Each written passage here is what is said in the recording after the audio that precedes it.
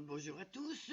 Aujourd'hui, je vais vous présenter une petite application que j'utilise très souvent dans mes feuilles de présentation Excel, dans mes tableaux de bord. Il s'agit d'un éphéméride. Je vous dis à tout de suite.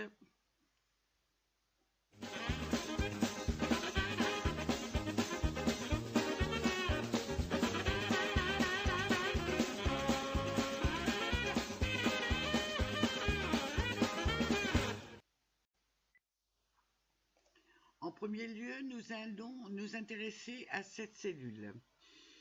Je vais y entrer la date d'aujourd'hui. Cette cellule, bien entendu, je la formate de façon à ce que n'apparaisse que le numéro du jour. Donc, JJ. Voilà, nous sommes bien le 5 janvier. La plupart des formules que je vais utiliser ici font référence à cette cellule. Donc, pour une question de confort, je vais nommer cette cellule, je vais la nommer Today. Maintenant, entrons le jour de la semaine d'aujourd'hui. Sur scène de Today, puisque la cellule a été nommée. Bien entendu, Excel me renvoie un chiffre, le 7e jour. Par défaut, comme je n'ai pas donné de format, la semaine commence le dimanche. Ce 7, moi, je veux le transformer en samedi, c'est-à-dire en texte. Je vais donc imbriquer une nouvelle fonction d'Excel qui est la fonction texte.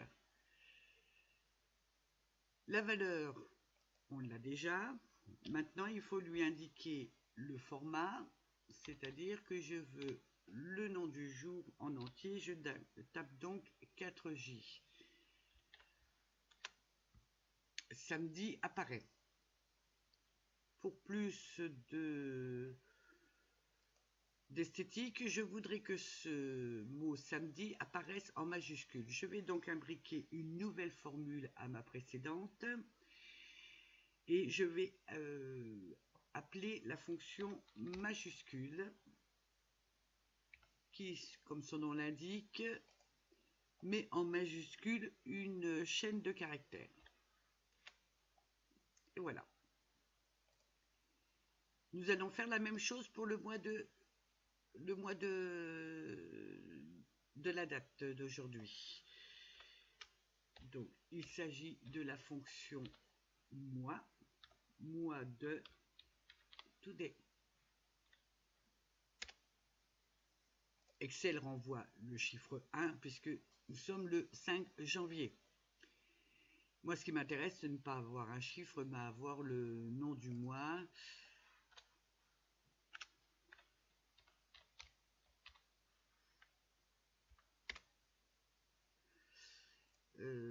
À ce moment-là, je vais dire à Excel que si le mois c'est 1, il me tape janvier. Si c'est le mois 2, il me tape février, etc. On peut le faire en imbriquant la fonction si plusieurs fois. Si mois de Today égale 1 janvier, si mois d'aujourd'hui égale 2 février, ça serait un peu fastidieux.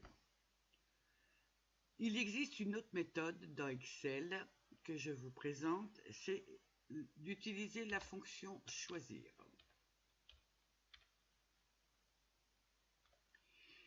Choisir, donc le numéro d'index, c'est-à-dire ce que je veux, la cellule de référence, ça sera le mois de Today.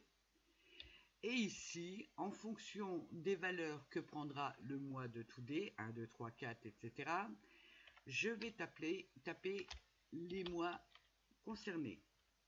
Entre guillemets, tout ça séparé de point virgule.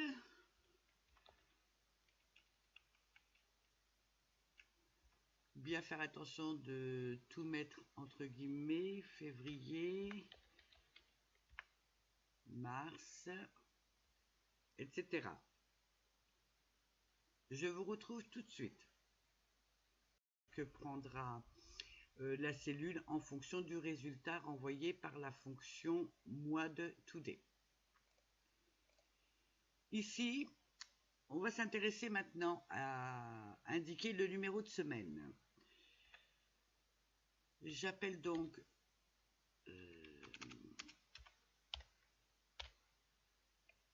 la fonction numéro de semaine de today. On voit ici, je ferme. Le résultat, effectivement, donne un chiffre. Nous sommes bien dans la première semaine de l'année en cours. Moi, ce qui m'intéresse, c'est de voir semaine, le mot semaine. Il suffit donc que je revienne sur la formule que je viens de taper et juste après le égal, je vais dire à Excel qu'il indique le mot semaine, donc ça, entre guillemets, espace de points, je rajoute quelques espaces et maintenant je mets le signe et, ce qui indique à Excel que il doit combiner les deux valeurs. Semaine 1, voilà le résultat attendu. On peut le mettre en italique.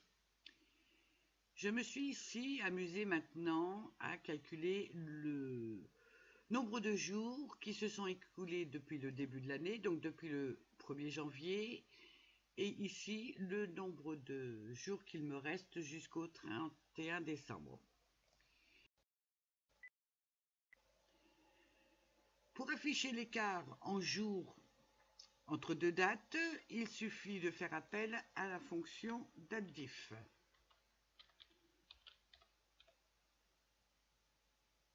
La première date que nous allons indiquer, ce sera la plus ancienne, donc le 1er janvier de l'année.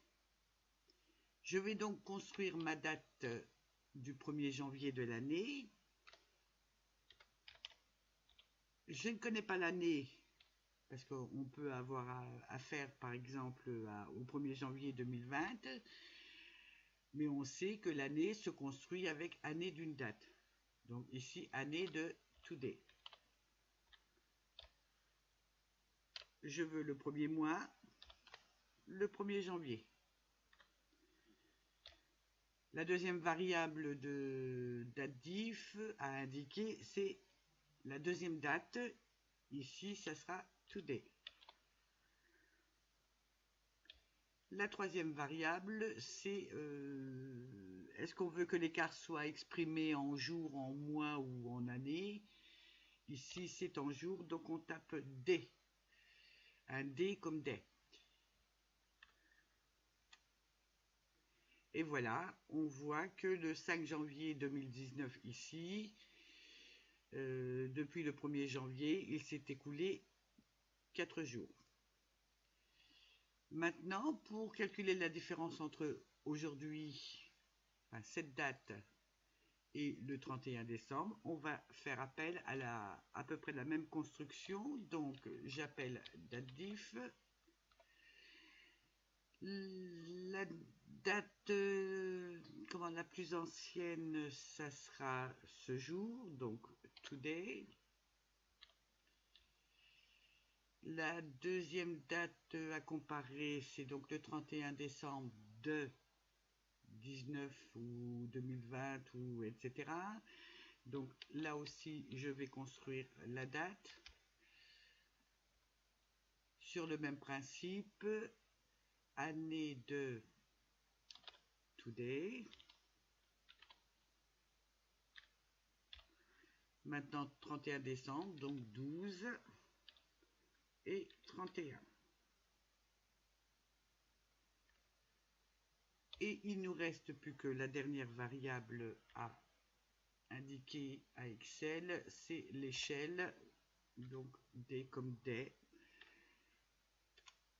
il nous reste bien 360 jours pour arriver jusqu'au 31 décembre de l'année en cours.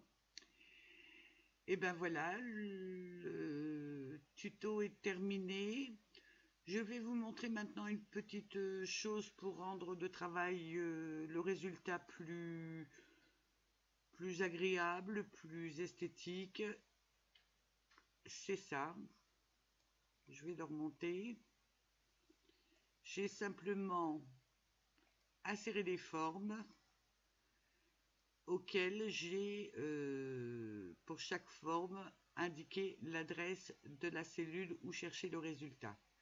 Je vais le faire ici, par exemple, pour samedi. Donc, j'insère une forme.